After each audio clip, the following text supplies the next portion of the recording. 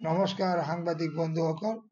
মই প্ৰাগজ্যোতিষপুৰীয়া দ্ৰাবিড়ীয়ান পৰিষদৰ সভাপতি আছাহাক আলী দেৱান। যোৱাকালি 4 তাৰিখ পাঠশালাত জনগোষ্ঠী সাহিত্য সভা সমাপ্ত হৈছে।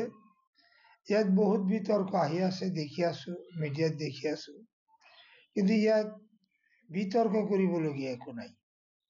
কাৰণ এইটো তেওঁলোকৰ কমিটিয়ে যিভাৱে পৰিচালনা কৰি আছে, এই পৰিচালনা বহু আগতেই কৰিছিলে। 1950 চনৰ মাৰ্গেৰিটাৰ মিটিঙতে এই প্ৰস্তাৱটো আছিল সাহিত্য সভাৰ যে আমি অসমখন অসমীয়া হিন্দু প্ৰধান ৰাজ্য বনাম। সেইটো আজি বহু কাল পিছত আহি ডক্টৰ হেমন্ত বিশ্ব শৰ্মা চিফ মিনিষ্টাৰৰ চৰকাৰৰ কাৰ্যকালত আহি এইটো দেখা যায় যে ফলৱৎ হ'ব ধৰিছে।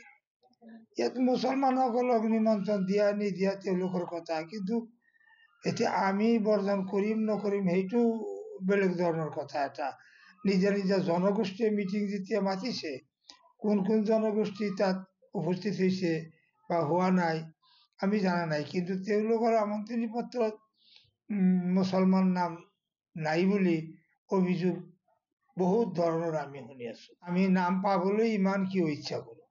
এতিয়া কিছুমানে কৰিব পাৰে, যেনে গৰিয়া মৰিয়া স্বদেশী নোৱাৰে, স্বদেশীৰো ভাষা অসমীয়া নহয়, হয়তো লেখে অসমীয়া।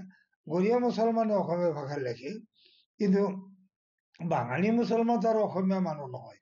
তেওঁলোকে হয়তো 1951ত NRCত নাম লেখোৱা হৈছিল, তেওঁলোকক যিকোনো প্ৰকাৰ লিখোৱা হৈছিল। তাৰপিছত তেওঁলোকে লিখি আহি আছে। 2011 চেন্সাছটো কেৱল বৰপেটা জিলাতে 86.9% বাঙালী মুছলমানে অসমীয়া বাংলা ভাষা মাতৃভাষা লিখিছে। এতিয়া অনাগত দিনত যিটো চেন্সাছ হ'ব তাতো বাংলা ভাষা নিলেখাকৈ তেওঁলোকে কেনেকৈ থাকিব? সাহিত্য সভাই দেখাই দি আছে যে আপোনালোকৰ নিচিনা, আপোনালোকৰ দৰে আপোনালোকে থাকক, আমাৰ দৰে আমি থাকোঁ। এতিয়া অসমীয়া ভাষা ঘৰত যিসকল মানুহে কয় সেইসকল মানুহৰ সাহিত্য সভা, তেওঁ সেই মিটিঙত আমাক নামাতিলে আমাৰ কি ক'বলগীয়া আছে? জোৰ কৰি নিমন্ত্ৰণটো আমি বিচাৰিব নোৱাৰি না। জ্বলা যিটো এইটো টি গাৰ্ডেনৰ পৰা বাছনি কৰা হৈছে, তেওঁলোকে ধৰিব নোৱাৰি। তেওঁলোকৰ নিজা ভাষা আছে, চাদিনী ভাষাত কথা কয়। কিন্তু গৰিয়া মৰিয়া তেওঁলোকে মৰিয়াতো 1.5-2 লাখ 2.5 লাখ মানুহ, তেওঁলোকে তুৰ্কীৰ মানুহ, এতিয়া অসমীয়াকৰণ হৈছে। এই অসমৰ গৰিয়া মানুহখিনি অসমীয়া ভাষা কয়, ঘৰতো কয়, অলৱেজ কয়। তেওঁলোকে সাহিত্য সভাত অৱদানো আছে তেওঁলোক, কিন্তু তেওঁলোকক কিয় মাতা নাই এই কথাটো আমি নাজানো। বাংলাভাষী মুছলমানে আমি তাত পাৰ্টিচিপেট হৈ বিৰোধিতা কৰা আমি যুক্তি দেখা নাই। নাই, হিন্দুকৰণটো এতিয়া নহয়, হিন্দুকৰণ হৈছে 1950 চনৰ পৰা। হিন্দুকৰণ ছাকচেছ হোৱা নাই, এইবাৰ বিজেপি চৰকাৰ আৰু RSSৰ সময়ত আহি ছাকচেছ হৈছে। ইয়াত গৰিয়া মুছলমানসকলেও আপত্তি কৰিব, কৰিলেই কি হ'ব? তেওঁলোকৰ নিচিনা তেওঁলোকে থাকিবই না। মুছলমানৰ ভিতৰত অনেক পণ্ডিত আছে, অনেক সাহিত্যিক আছে, লেখক আছে। সেইটো গৰিয়া মুছলমানৰ ভিতৰত আছে হাইদৰ হুছেইন, এতিয়াও জীয়াই আছে। তেওঁ সাংবাদিক, সাহিত্যিক, চব ফালেদি তেওঁ এজন, তেওঁক নজনা মানুহ নাই। কিয় মাতা নাই সেইটো তেওঁলোকৰ কথা, কিন্তু মোৰ এটা ধাৰণা হয় যে এইটো চৰকাৰীভাৱে গেৰুৱাকৰণ কৰা হৈছে এই কাৰণেই যে ইতিমধ্যে হেমন্ত বিশ্ব চৰকাৰে 38টা জনগোষ্ঠীক খিলঞ্জীয়া ঘোষণা কৰিছে। সেইমতে গৰিয়া মুছলমানকো কৰিছে। তেওঁলোকে গৰিয়া মুছলমান হিচাপে কিছু পায় নেকি অংশ ৰাজহুৱা, সেইটো ব্যৱস্থা। আৰু নিভাজ অসমীয়া হিন্দু যিবিলাক, তেওঁলোকে RSSৰ কথা মতে পৃথক কৰি ৰাখিব পাৰে। আসাম চুক্তিৰ 6 নম্বৰ দফাৰ যিটো 6টা সুবিধা, সেই সুবিধা বণ্টনৰ ক্ষেত্ৰত গৰিয়া মুছলমানক ৰাখিলে ঠগিব, বাঙালী মুছলমানক অসমীয়া ভাষী বুলি ৰাখিলে ঠগিব। কাৰণ মুছলমান হ'ব 1.5 কোটি আৰু অসমীয়া মানুহ হ'ব 10 to 15%। সেই মানুহখিনিয়ে এই আমাক শতাংশ দিব নেকি? এই মুছলমানক দি তেওঁলোকে কি ভাবে? একো নাপায়। এই ৰাজনীতিটো তেওঁলোকে আঁতৰত ৰাখিব পাৰে, মোৰ এইটো ধাৰণা। বৰ অসমটো অসমীয়া সাহিত্য সভাৰ কাৰণে পৃথক হ'ল। এইটো মিজোৰাম, নাগালেণ্ড, মণিপুৰ, মেঘালয়, ত্ৰিপুৰা, অৰুণাচল, নেফা পিছত গ'ল। বৰ অসম ভাগ হোৱাৰ কাৰণটোৱে হ'লতো 1950 চনত যেতিয়া সাহিত্য সভাই ল'লে যে হিন্দু প্ৰধান ৰাজ্য কৰা হ'ব, তেওঁলোকে অল আৰু খ্ৰীষ্টিয়ান, কিয় হিন্দুৰ লগত থাকিব? এটি হিন্দুটো তথাপি আৰ্য হিন্দু, এইবিলাক আমাৰ এই দ্ৰাবিড়িয়ান বংগৰ হিন্দু নহয়, এইবিলাক আৰ্য বংশীয় মানুহ, বিদেশী মূলৰ মানুহ। এতিয়া ইণ্ডিয়ান হৈছে তেওঁলোকে, কিন্তু এওঁলোকেতো এওঁলোকৰ কাৰণেতো বৰ অসম ভাঙিছে। বৰ অসম কিয় হ'ব?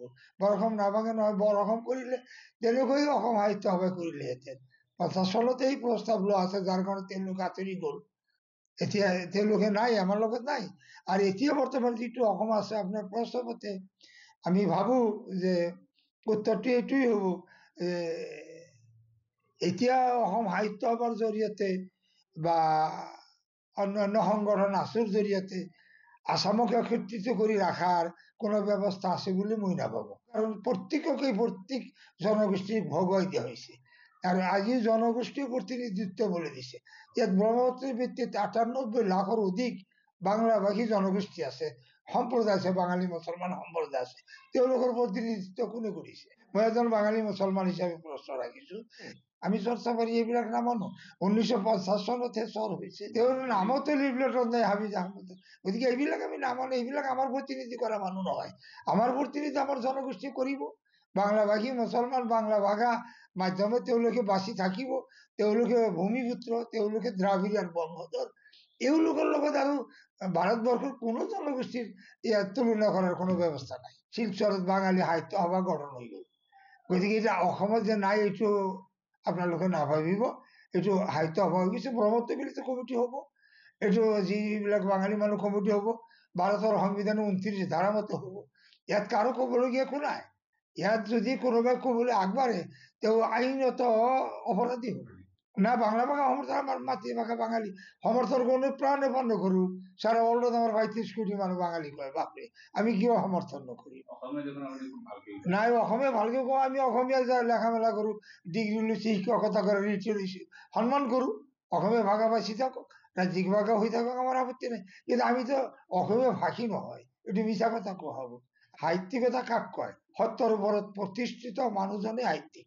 না বাংলা ভাষী বাংলা ভাষা লেখাৰ কাৰণে ঢৌ উঠিছে, এইটো ঢৌ উঠা নাই। আজি বাঙালী মুছলমানৰ বিপদ এতিয়া এনেই উঠা নাই। আৰু যিজনে নিলিখিব তেওঁ এনআৰচি কেনেকৈ পাব? বাংলা ভাষা যদি নিলেখে এনআৰচি কেনেকৈ পাব? আমি যে অসমীয়া ভাষী নহয়, এই কথাটো 29/3/2015 অলৰেডি ছাবমিট কৰিছে সাহিত্য সভাৰ প্ৰেচিডেণ্ট ধ্ৰুৱজ্যোতি বৰুৱাই। স্পীকাৰৰ হাতত, আসাম স্পীকাৰৰ হাতত আইনটো হ'বলৈ নিদিলে। তেতিয়া আজিৰ মুখ্যমন্ত্ৰী, তেতিয়াৰ একে নামী দামী মন্ত্ৰী, তেওঁলোকে আইনটো পাছ হ'বলৈ নিদিলে যে অসমীয়াকৰণ কৰা হওক। বাঙালী মুছলমান যদি অসমীয়াকৰণ কৰা হ'ল, তেতিয়া চিফ মিনিষ্টাৰে বাধা কিয় কৰিলে? তেতিয়াতো মন্ত্ৰী ৰকিবুল হাছান বাধা কি কৰিলে? চকুৰ আলী, নজৰুল ইছলাম কিয় বাধা কৰিছিল? তাৰমানে বাঙালী মুছলমানক অসমীয়াকৰণ কৰিলে অসমীয়া একো নাথাকে। এইটো অসমীয়া বাঙালী মুছলমানে হ'লেই বা অসমীয়া হ'লে অসমীয়াৰ নামত 100টা চাকৰি 30টা চাকৰি পাব অসমীয়াই, আৰু বাকী বেলেগ ট্ৰাইবেল যি পাব চবৰক, বা 50টাই 48টাই পাব। কিন্তু আপনি যে মুছলমান 1.5 কোটি আৰু অসমীয়া মানুহ যদি 20-30 লাখ হয়, তাতে অসমীয়া ভাষী মানুহে চাকৰি ল'ব 30টা, আপুনি পাব 1-2টা। আপুনি মানিবনে? যদি নামানে তেনেহ'লে আপুনি অসমীয়া ভাষী কৈ আপুনি মৰিলে। আৰু এনআৰচি যিটো হৈ গ'ল ফাইনেল, ইয়াত যেতিয়া লেংগুৱেজ থাকিব, আপুনি অসমীয়াটো আমাক মানা নাই, গতিকে ফাঁচি যাম, এইটো কোনে ক'ব? অসম সাহিত্য সভাক মই ধন্যবাদ জনাইছোঁ। তেওঁলোকৰ যে ইমান দিন পিছত জ্ঞান আহিছে যে সংবিধানে কৈছে যে প্ৰাথমিক স্কুলৰ পৰা ক্লাছ 8 পৰ্যন্ত অন্তত মাতৃভাষাই শিক্ষা দিব লাগে। গতিকে অসমত যি জনগোষ্ঠী আছে, তেওঁলোকক ক্লাছ 8ৰ পৰা, এই ক্লাছ 1ৰ পৰা একেবাৰে ক্লাছ 8 পৰ্যন্ত অসম সাহিত্য সভাই তেওঁলোকৰ মাতৃভাষাত শিক্ষা দিয়াৰ কাৰণে এজন দুজনকৈ শিক্ষক দিয়াৰ কাৰণে প্ৰস্তাৱ আনিব লাগে। তেতিয়াহে আমি ভাবিম যে অসম সাহিত্য সভা লিগেল। গতিকে আমাক এতিয়া তেওঁলোকে কৈছে যে ইনডাইৰেক্টলি ডাইৰেক্ট কৈ দিছে, আমাক আহ্বান নকৰা, মুছলমানক আহ্বান নকৰা মানে আপোনালোকে আপোনাৰ দৰে থাকক, বাঙালী মুছলমান বাংলা ভাষা লিখিব লাগে, এই কথাটি আমাক শিকালে। আৰু সেইটো আমাৰ মানুহে, আপুনি কৈছে ঢৌ উঠিছে, সঁচাই উঠিছে, লিখিব।